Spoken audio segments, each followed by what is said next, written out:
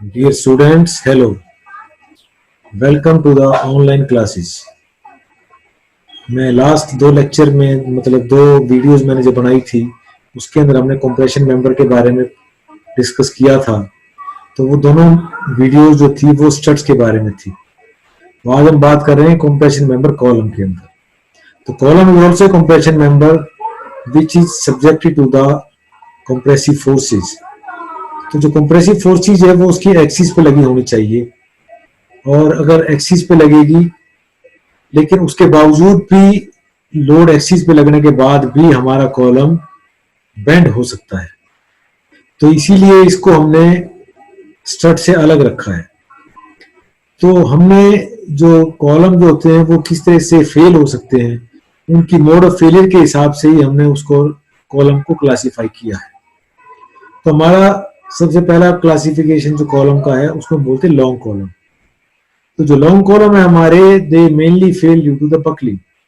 Buckling का मतलब bending होना, उस कॉलम के अंदर बेंडिंग आ जाती है। और क्योंकि उन कॉलम के जो सेक्शंस होते हैं वो छोटे सेक्शन होते हैं, तो छोटे सेक्शन होने की वजह से उनकी स्लैंडरनेस रेशियो बढ़ जाती है और उसकी वजह से बकलिंग भी बढ़ जाती है। और कॉलम के अंदर जो उसकी जो जब लोड लगने की वजह से उसमें कंप्रेसिव स्ट्रेस पैदा होनी चाहिए, वो मैक्सिमम कंप्रेसिव स्ट्रेस पहुंचने से पहले ही हमारे कॉलम फेल हो जाते हैं, और इसी वजह से इन कॉलम्स की लोड कैरिंग कैपेसिटी भी कम होती है। इसके बाद दूसरा हमने क्लासिफाई किया है कॉलम को मीडियम कॉलम। तो जो मीडियम कॉलम होते हैं वो ना ही ज्यादा लंबे होते हैं ना ही ज्यादा छोटे होते हैं, इसीलिए उनका नाम मीडियम कॉलम है। और वो इस वजह से जो मीडियम कॉलम है वो बकलिंग की वजह से भी फेल हो सकते हैं, और उसके ऊपर जो डायरेक्ट जो लोड लग रहा है उसकी वजह से, उसमें डायरेक्ट स्ट्रेस की वजह से भी फेल हो सकते हैं। और उसके बाद हमारा जो नेक्स्ट है थर्ड टाइप है, दैट इज शॉर्ट कॉलम।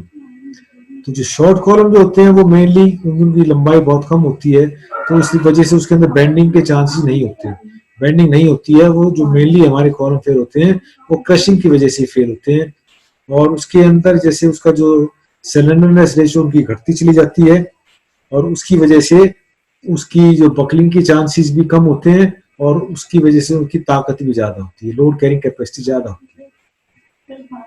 तो हम कॉलम के लिए आमतौर पर बहुत तरह के सेक्शंस का इस्तेमाल करते हैं। तो अगर हम उसके अंदर अगर सर्कुलर सेक्शन का भी अगर इस्तेमाल करें, जैसे मान लिया अगर अगर हम होलो कॉलम ले लें, होलो स्टील सेक्शन ले लें सर्कुलर, तो उस केस के अंदर होलो सेक्शन की वजह से उसकी जो रेडियस ऑफ जायरेशन जो है वो चारों तरफ एक जैसी होती है, क्योंकि उसके अंदर अगर सर्कुलर सेक्शन है तो एक्स एक्सिस वाई एक्सिस दोनों तरफ सेक्शन हमारा बराबर है, सर्कुलर है, तो उसकी रेडियस ऑफ जायरेशन की वैल्यू ज्यादा भी होती है और बराबर भी होती है। और उसकी वजह से अगर उसकी रेडियस ऑफ जायरेशन की वैल्यू ज्यादा है तो उसकी स्लैंडरनेस रेशियो की वैल्यू कम हो जाएगी, तो उसकी वजह से उसकी लोड कैरिंग कैपेसिटी ज्यादा हो जाएगी। लेकिन हम आमतौर पर सर्कुलर सेक्शन को सर्कुलर कॉलम को हम प्रेफर नहीं करते, क्योंकि उसके साथ अगर हम कोई और अगर जैसे अगर बीम को अगर कनेक्ट करना चाहते हैं तो उसके अंदर हमें बहुत ज्यादा दिक्कत आती है, तो इसलिए हम आमतौर पर सर्कुलर सेक्शन को प्रेफर नहीं करते हैं। और मैक्सिमम हम कॉलम सेक्शन के लिए आई सेक्शन का इस्तेमाल करते हैं। तो जैसे आपको दिखाया गया है कि ये हमारा आई सेक्शन है, इस आई सेक्शन के अंदर ये इसका वेब है, ये इसकी फ्लेंज है, और अब इसके अंदर इसकी जो क्योंकि रोड सेक्शन है इनकी एक लिमिटेशन है कि हम उससे ज्यादा बड़ा रोल्ड सेक्शन नहीं बना सकते हैं। तो अगर हमारे पास अगर कॉलम पे लोड ज्यादा आया हुआ है तो उस ज्यादा लोड को लेने के लिए हम उसको फिर बिल्ट अप सेक्शन बना देते हैं। जैसे आपको ये दिखाया गया है कि ये हमारे आई सेक्शन है, और आई सेक्शन के अंदर हमने ऊपर नीचे दो प्लेट लगा रखी है, इसमें भी ऊपर नीचे प्लेट लगा रखी है। ये भी आई सेक्शन है, इसके अंदर इसको स्ट्रेंथन करने के लिए हमने चैनल सेक्शन लगाया हुआ है। तो इसकी वजह से अगर जैसे हम सेक्शन लगाते हैं ऊपर नीचे प्लेट लगाई है तो उसकी वजह से उसका मोमेंट ऑफ इनर्शिया बढ़ जाता है, और मोमेंट ऑफ इनर्शिया बढ़ने से क्या होगा, उसका जो रेडियस ऑफ जायरेशन है, जैसे हमें पता है जो रेडियस ऑफ जायरेशन होता है आई अपॉन ए, तो आई अगर वैल्यू बढ़ जाएगी, आई की वैल्यू बढ़ जाएगी, एरिया फिक्स है, तो इस वजह से उसका रेडियस ऑफ जायरेशन बढ़ जाएगा, और उसकी वजह से रेडियस ऑफ जायरेशन बढ़ जाएगा तो स्लेंडरनेस रेशियो की वैल्यू कम हो जाएगी। तो इसकी वजह से उसकी जो सिग्मा एसी की वैल्यू है, क्योंकि जितनी उसकी स्लेंडरनेस रेशियो की वैल्यू कम होगी उतनी ही उसकी सिग्मा एसी की वैल्यू ज्यादा होगी। तो हमारा जैसे नेक्स्ट आप देख सकते हैं कि रोड सेक्शन के अंदर हम चैनल का भी इस्तेमाल कर सकते हैं, जैसे चैनल दिखाया गया है, और इसी तरह से जैसे हम एंगल का भी इस्तेमाल करके हम उसके अंदर कॉलम को बना सकते हैं। तो जैसे दिखाए गए ये सब ये बिल्ट अप सेक्शंस हैं। तो अब हम बात करते हैं कि कॉलम के अंदर जो बकलिंग होती है, जो बकलिंग जो होगी कॉलम के अंदर बेंडिंग, तो बेंडिंग कॉलम की उसी डायरेक्शन के अंदर होगी जिस डायरेक्शन के अंदर की उसका जो सेक्शन होगा छोटा सेक्शन होगा। और छोटा सेक्शन होगा तो उसके अंदर जैसे लिखा था bending takes place in a direction perpendicular to the axis about which the MOI of the section is minimum. तो एमओआई कम होगा, एमओआई कम होगा तो उसकी सिलेंडरनेस रेशियो, उसके मतलब उसकी रेडियस ऑफ जायरेशन की वैल्यू कम हो जाएगी, रेडियस ऑफ जायरेशन कम हो जाएगी तो उसकी सिलेंडरनेस रेशियो बढ़ जाएगी। तो इस वजह से उसका लोड कैरिंग कैपेसिटी कम होगी और वो हमारा कॉलम बक्कल हो सकता है। तो जो जिस लोड पे कॉलम बक्कल होना शुरू होता है उस लोड को हम बकलिंग लोड बोलते हैं। इसी तरह से जो हमारा नेक्स्ट जो ये छोटा सा टॉपिक है जिसको हम बोलते हैं इफेक्टिव लेंथ, जो आगे इस्तेमाल करेंगे। तो जो इफेक्टिव लेंथ कॉलम की वही होती है the length of the column which participates in buckling is called effective length, and the load is applied on a column. The form of curve in which the column bends depends upon its end condition. तो पहली बात तो ये कि जो column के अंदर जब जितना उसकी लेंथ बकलिंग में पार्टिसिपेट करती है वो ही उसकी इफेक्टिव लेंथ कहलाती है। और जो कॉलम जो होते हैं हमारे, जब उस पर हम लोड लगाते हैं तो वो जो उसकी जो कर्व बनती है, जो उसके अंदर जो बेंडिंग होती है, वो उसकी एंड कंडीशंस पे डिपेंड करती है। तो जो एंड कंडीशन है हमारे पास कई तरह की एंड कंडीशंस होती हैं। जैसे हमारा जो कॉलम है जो है वो फिक्स्ड एंड भी हो सकते हैं, इट में बी हिंज्ड एंड, इट में बी फ्री। तो जैसे सबसे पहले दिखाया गया है कि जो हमारी जो पहली कंडीशन लिखी है इसके अंदर effectively held in position and restrained against rotation at both and, both hand मतलब दोनों हैंड्स के ऊपर जो कॉलम है हमारा इफेक्टिवली हेल्ड इन पोजीशन है और उसके अंदर साथ में रोटेशन को भी हमने रोका हुआ है, रोटेशन भी नहीं है। तो इस वजह से उसके अंदर इसकी जो इफेक्टिव लेंथ जो होती है वो आधी रह जाती है, 0.5 है, लेकिन उसके अंदर जो रिकमेंडेड वैल्यू है टेबल के हिसाब से वो हम लेते हैं 0.65 L, फिर L is the actual length between the two ends. अब इसके बाद हमारी दूसरी कंडीशन ये है effective length in position eight both ends restraint against rotation eight one and. तो एक एंड हमारा उसका फिक्स है और दूसरा एंड उसका हिंज है, तो उस टाइम पर उसकी रिकमेंडेड वैल्यू है 0.8 L। तीसरी कंडीशन हमारी ये है कि जो उसके दोनों एंड्स जो कॉलम के हैं दे आर हिंज्ड, तो उसके अंदर जो हमारी रिकमेंडेड वैल्यू है उसकी सेम है, वही एज इट इज, जो कि एक्चुअल लेंथ रहती है कॉलम की वही हम उसकी इफेक्टिव लेंथ भी ले लेते हैं। अब इसके बाद जो 4, 5, 6, 7 कंडीशन लिखी हैं उसके अंदर जो सबसे इंपॉर्टेंट है हमारी वो 7वीं कंडीशन है, जिसके अंदर की हमने दिखाया गया कि जो कॉलम है हमारा वो एक एंड पे फिक्स है और एक एंड पे बिल्कुल फ्री है। तो फिक्स का मतलब ये है कि effectively held in position and restrained against rotation, लेकिन जो दूसरा एंड है वो बिल्कुल फ्री है, it means not held in position and not restrained against rotation. तो उस कंडीशन में उसकी जो इफेक्टिव लेंथ होती है वो डबल हो जाती है। तो जैसे अगर उसकी डबल इफेक्टिव लेंथ हो जाएगी तो उसके अंदर लेंथ डबल होने की वजह से जो हमारी जो सिलेंडरनेस रेशियो है L ओवर R वो रेशियो बहुत ज्यादा बढ़ जाएगी। तो लेंथ और वो उसकी अगर SR की वैल्यू बढ़ जाएगी तो उसकी वजह से उसके अंदर उसकी लोड कैरिंग कैपेसिटी बहुत कम हो जाएगी। तो जैसे अभी हम जैसे देख रहे हैं कि जो हमारी जो कॉलम है उसकी जो स्ट्रेंथ है उसको कैलकुलेट करने का वही फार्मूला है सिग्मा AC इंटू A। तो sigma AC is the permissible axial compressive stress और A उसका इफेक्टिव एरिया। तो जैसे हमने स्ट्रट के अंदर भी सिग्मा AC की वैल्यू कैलकुलेट की थी, तो जो सिग्मा AC की वैल्यू है ये कैलकुलेट करने के लिए हमारे पास ये फॉर्मूला है। तो इस फॉर्मूले की मदद से हम सिग्मा AC की वैल्यू को कैलकुलेट करते हैं। इसके अंदर वही सारे पैरामीटर्स हैं, उसके अंदर Fy, उसके अंदर इसका जो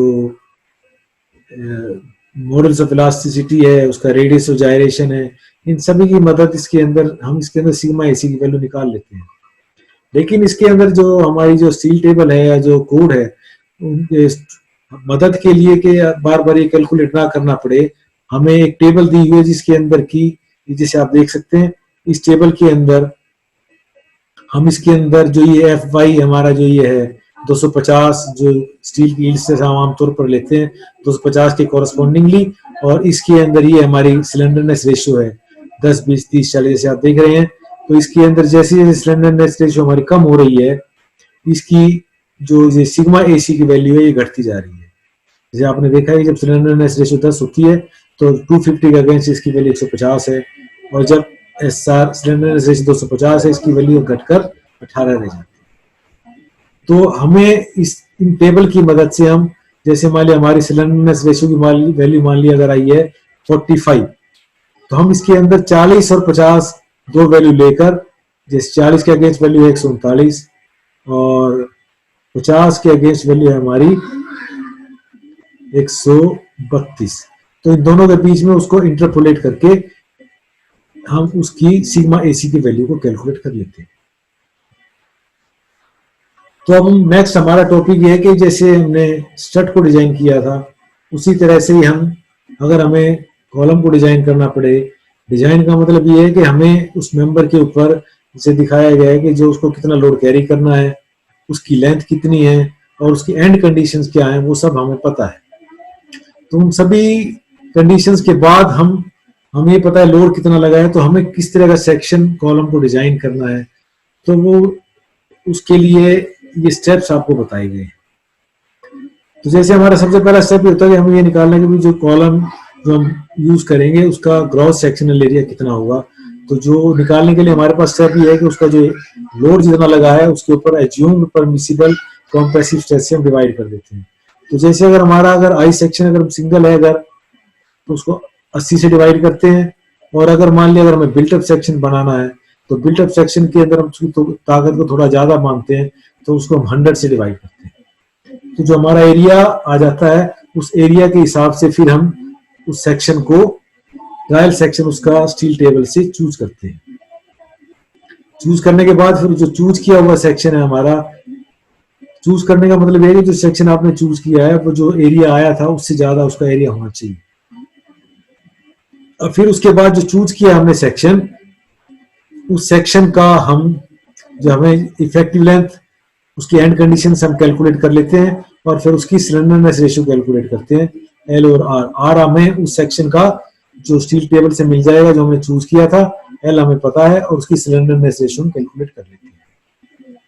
अब उसको कैलकुलेट करने के बाद फिर हम क्या करते हैं, हमारा नेक्स्ट स्टेप ये है कि जो हमारी सिलेंडरनेस रेशियो आई है इस सिलेंडरनेस रेशियो के हिसाब से उसके अंदर एक्चुअल परमिसिबल कंप्रेसिव स्ट्रेस कितनी है। तो वो जो मैंने पिछली आपको टेबल दिखाई थी उसके अंदर से फिर इंटरपोलेशन करके हम उसकी जो सिग्मा एसी की वैल्यू है उस सिग्मा एसी की वैल्यू को कैलकुलेट करते हैं कि ये जो हमारा जो कॉलम है उसकी वो जो परमिसिबल कंप्रेसिव स्ट्रेस कितनी है। फिर उसके बाद जो वैल्यू कैलकुलेट करते हैं उसके अंदर उसको फिर जो एरिया था उस सेक्शन का उससे उसको मल्टीप्लाई कर देते हैं, और फिर हमें पता लग जाता है कि जो हमारा जो लोड कैरिंग कैपेसिटी है वो कितनी, जो हमारे पास जो हमने सेक्शन चूज किया है वो कितना लोड ले सकता है। उससे पहले हमें पता था कि इसके ऊपर कॉलम पे लोड कितना लग रहा है और ये लोड हमारा कितना ले सकता है। तो अगर ये जो सेफ लोड जो आया है ये अगर जितना उसके ऊपर लगना है अगर उससे ज्यादा है तो हम उस सेक्शन को चूज कर लेते हैं। अदरवाइज अगर वो कम आती है वैल्यू सेफ लोड तो उसको फिर हम नया सेक्शन चूज करके फिर सारे स्टेप्स को हम दोबारा से रिवाइज करते हैं। अब इसके बाद हम उसके अंदर एक चेकिंग और लगा देते हैं कि जो हमारा जो सिलेंडरनेस रेशियो है जो आई थी वो एक जो टेबल हमने पहले भी पढ़ी थी स्ट्रट्स के अंदर, तो उसके अंदर उसमें किस तरह की लोडिंग है तो उसके अंदर उसकी वैल्यू दी हुई है टेबल क्लोज के अंदर लिखा है IS 800/1984 क्लोज 3.7.1 में वो वैल्यूज दी गई है, उससे हम उसकी वैल्यू को चेक करते हैं। तो अब हम इस वीडियो के अंदर एक और एक्सपेरिमेंट करने जा रहे हैं। हम इसके अंदर दो न्यूमेरिकल्स भी आपको बता रहे हैं कि भाई जो न्यूमेरिकल्स कैसे इसके अंदर में सॉल्व करना है। तो जैसे आपको दिया गया है कि एक ISMB है हमारे पास इंडियन स्टैंडर्ड मीडियम वेव 350, उसकी लोड कैरिंग कैपेसिटी कितनी होगी, जबकि जो कॉलम की जो हाइट है वो 4 मीटर है and is effectively held in position eight both ends but not restrain against rotation. तो इसका मतलब इससे हमें पता लग जाएगा कि जो कॉलम है हमारा वो उसकी एंड कंडीशन क्या है। तो जैसे इसमें लिखा है कि इफेक्टिवली हेल्ड इन पोजीशन और नॉट रिस्ट्रेन अगेंस्ट रोटेशन, तो इसका मतलब है कि जो कॉलम है हमारा वो हिंज्ड है, और इसके अंदर एफ आई की वैल्यू दी हुई है आपको 250 मेगा पास्कल। 250 मेगा पास्कल मतलब 250 न्यूटन पर एम एम स्क्वायर। तो इसके अंदर जैसे इसके अंदर ये सॉल्यूशन दिखाया गया है कि इसके अंदर जैसे हमने ये आई एस एम बी 350 लिया, तो इसके अंदर हमने इसके अंदर इस स्टील टेबल से इसकी सारी प्रॉपर्टीज, इसका एरिया कितना है, इसका रेडियस जायरेशन कितना, आर एक्सेस कितना है, आर वाई वाई कितना है, वो हमने इसके अंदर स्टील टेबल से नोट कर लिया। और नोट करने के बाद इसमें हमने देखा कि इसकी जो लीस्ट वैल्यू है आर एक्सेस जो है वो 142.9 mm है, और आर वाई वाई जो है 28.4 mm है। तो इसमें आर वाई वाई मिनिमम है 28.4। तो हमने इस सेक्शन की स्लैंडरनेस रेशियो कैलकुलेट की। तो अब इसके अंदर जैसे आपको पता है कि जो सेक्शन हमारा था वो उसकी जो दोनों एंड से वो हिंज से, तो इसलिए इसके अंदर हमने जो इफेक्टिव लेंथ लिया वो सेम एज इट इज जो 4 मीटर थी 4000 mm, और उसको आर मिनिमम से डिवाइड करते हैं तो हमारी स्लैंडरनेस रेशियो आ गई 140.85। तो हमने इस 140.85 के लिए जो आपको पिछले जो टेबल दिखाई थी उस टेबल से हमने क्या किया इसके अंदर, अब जैसे जो ये 140 एफ बाई 250 लेकर इसके अंदर हमने जो स्टील टेबल थी जो उसके अंदर से 150 और 140 के बीच में इसको हमने जैसे इंटरपोलेट किया जैसे आपको दिखाया जा रहा है। तो हमने 140.8 पॉइंट्स की वैल्यू चाहिए, तो जैसे हमने दिखाया कि 140 जब इसकी स्ट्रेस है 140 जब मतलब स्लैंडरनेस रेशियो वैल्यू है तो सिग्मा एसी की वैल्यू 51 होती है, और जब 150 है तो इसकी वैल्यू है 45। तो जैसे 51 मतलब कम हो जाएगी वैल्यू 140 की, तो हमने क्या किया इसको ऐसे इंटरपोलेट किया 51 minus 45 divided by this stress multiplied by the difference. तो हमारे पास लगभग 140 की वैल्यू जितनी थी, 140 की वैल्यू जैसे हमारे पास थी 51, तो ये 140 के लगभग ही है, थोड़ा सा ज्यादा 0.85, तो इसकी वैल्यू हमारे पास 50.49 न्यूटन पर एम स्क्वायर सिग्मा एसी की वैल्यू आ गई। तो इसकी लोड कैरिंग कैपेसिटी हमने निकाल दी, सिग्मा एसी को हमने जो एरिया जैसे यहाँ पर लिया था ये 6671 mm स्क्वायर, इससे इसको गुणा कर दिया तो हमारे पास लोड आ गया कि हमारा ये कॉलम इतना लोड लगा सकते, इस पर हम लगा सकते हैं। तो हमने इसको किलो न्यूटन में कन्वर्ट कर लिया 336.8। तो इस तरह के हमारे पास सवाल हैं कि कोई भी सेक्शन आपको दे रखा है, तो जैसे हमारे पास ये सिंपल रोड सेक्शन था तो हमने इसकी वैल्यू को डायरेक्ट वैल्यू हमें स्टील टेबल से मिल गई, लेकिन अगर हमारे पास अगर ये वैल्यू अगर रोड ना हो, अगर बिल्ट अप सेक्शन हो, तो फिर हमें उसके लिए उस सेक्शन की आई एक्स एक्स और आई वाई वाई हम कैलकुलेट करेंगे, फिर उनकी मदद से हम इसकी r y y, r x x और आर वाई वाई की वैल्यू कैलकुलेट करेंगे आई अपॉन ए करके, under root I upon A, और फिर उसके बाद हमें इसकी वैल्यू मिल जाएगी r x x r y y की, और फिर इस तरह से फिर इसकी जो मिनिमम लेकर स्लैंडरनेस रेशियो कैलकुलेट करेंगे। अब हमारे इसके अंदर दूसरा टाइप है सवाल का कि जिसके अंदर हमें डिजाइन करना है कि कॉलम एक डिजाइन करना है। ये जो सवाल दिखाया मैंने आपको ये पिछला सवाल था, अभी हमारा इसलिए इसका सोल्यूशन है। अभी हमारा ये तीसरा नेक्स्ट सवाल है कि design a suitable section for steel column 3.75 metre long carrying an axial load of 480 kilo newton. तो उसमें 480 किलो न्यूटन का लोड लगा है। The column is effectively held in position and restrain against rotation at both ends. It means जो column है हमारा, इससे हमें पता लगेगा कि जो कॉलम है हमारा it is fixed at both ends.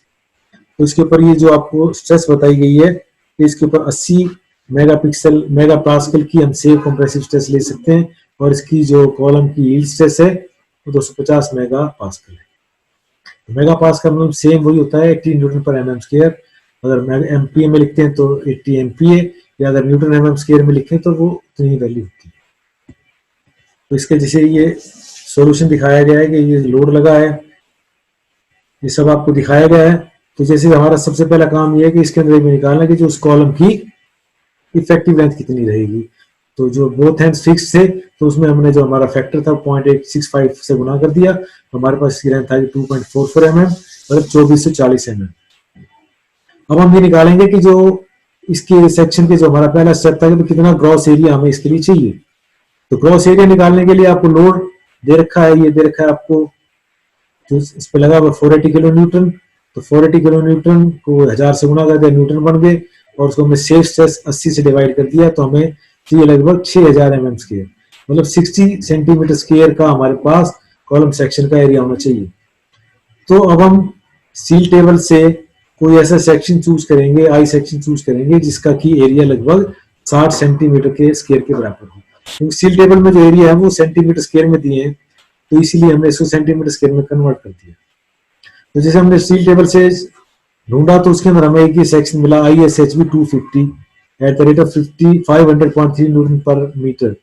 तो इसकी वैल्यू हमें पता लगी कि इसका एरिया जो लगभग 64.96 mm सेंटीमीटर स्क्वायर है, क्योंकि स्टील टेबल में हमें एग्जैक्ट 60 का तो कोई सेक्शन मिलेगा नहीं, तो हमने उसे थोड़ा सा बड़ा सेक्शन चूज किया, कम नहीं सेक्शन चूज करना है, बड़ा सेक्शन चूज करना है, तो हमने सेक्शन चूज किया 6496 mm स्क्वायर।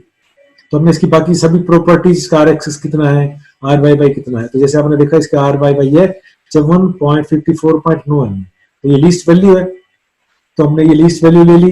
तो अब उसके बाद हमने इस सेक्शन का ये लेंथ हमारे पास आ गई, इफेक्टिव लेंथ 2440, और इसको आर मिनिमम से हमने डिवाइड कर दिया, तो हमारे पास इसकी स्लेंडरनेस रेशियो आ गई 44.44। It is less than 180, it mean ये है कि ये हमारा जो सेक्शन है वो ठीक है, मतलब इसकी स्लेंडरनेस रेशियो जो है विद इन परमिसिबल लिमिट है, 180 से कम होनी चाहिए, हेंस इट इज सेफ।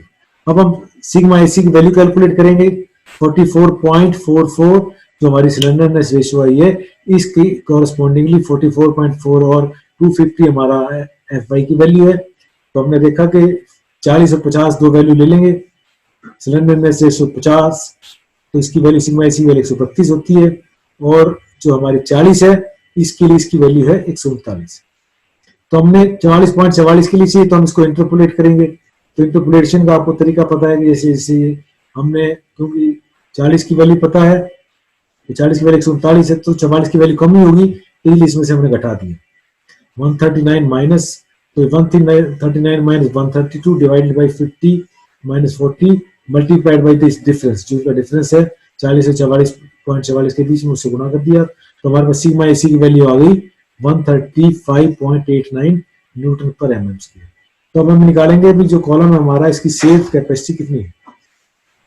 तो जैसे आपने देखा था इसकी कॉलम की जो एरिया जो हमने सेलेक्ट किया था, उसका एरिया था 6496, तो हमने इसको सिग्मा एसी से गुणा कर दिया, तो हमने देखा कि इसकी वैल्यू जो है, ये हमारा कॉलम 882.74 किलो न्यूटन तक लोड ले सकता है, जबकि हमारे कॉलम पे सिर्फ लोड लगा हुआ 480, तो ये बहुत ज्यादा है उससे, तो it's on very on higher safer side. तो अगर आप चाहें तो इसको दोबारा भी और कोई सेक्शन सेलेक्ट कर सकते हैं, लेकिन अगर ये आप चाहें तो ये हमारा ये ओके है।